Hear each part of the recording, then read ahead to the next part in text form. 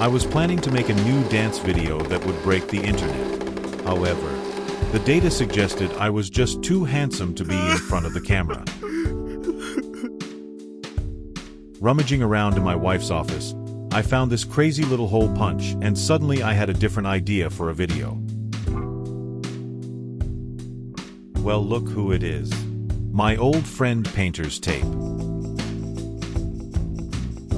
With a bit of effort, I was able to use this hole punch to create perfect little circles of tape. I then pressed these circles onto a holographic 110 jerkbait blank.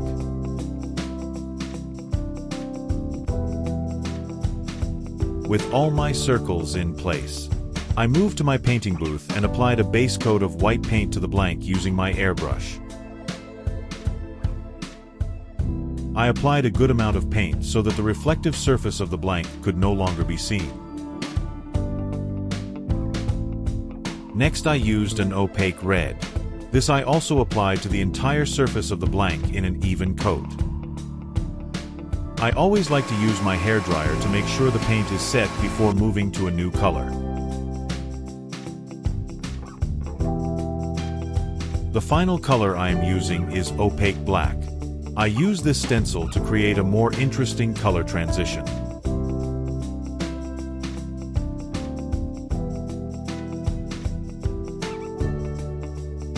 Filling in the front of the lure with solid black completes this very simple but aesthetically pleasing paint job. With the paint dry, it is time to begin carefully removing the circles of painter's tape.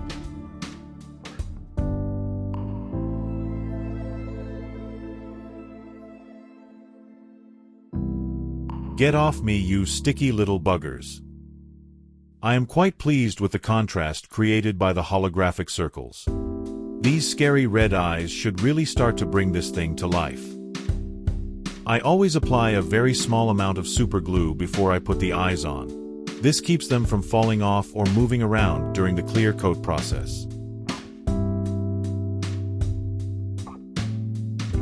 Well, hello there, little lava trout. Are you ready for your bath?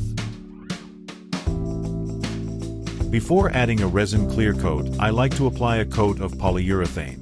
This locks in your paint, and I have found that the UV clear coat resin that I use sticks better to the surface this way. I let the polyurethane coat dry for at least 24 hours after applying. Once dry, it is time for the UV resin.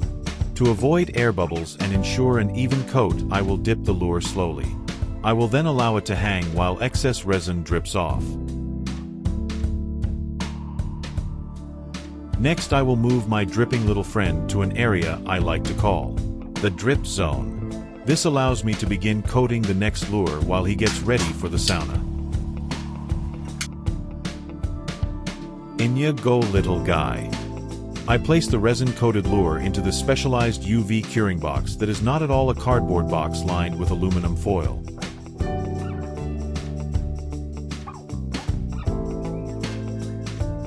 After sitting in the extremely advanced UV hyper-technical purple chamber of love for 1 to 2 hours, I repeat the dipping process one more time. A second coat may not be necessary, but I prefer the extra weight and durability it provides.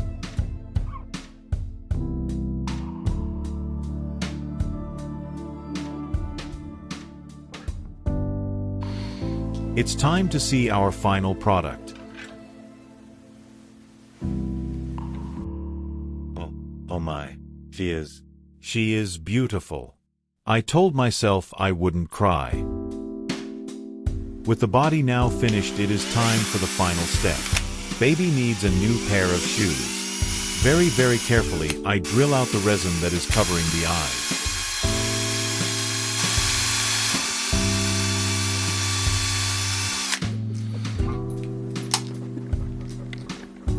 It's time to start attaching the hardware. Attaching split rings can be a tedious process. I use the world's worst pair of split ring pliers because I am a glutton for punishment.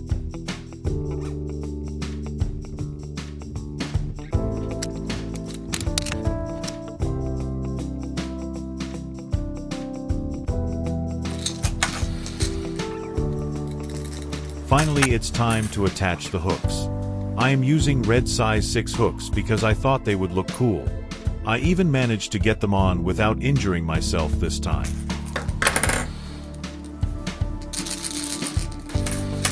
Let's get a final look at the completed product. I am very happy with how this turned out. Can't wait to get her in the water and rip some lips. Tight lines.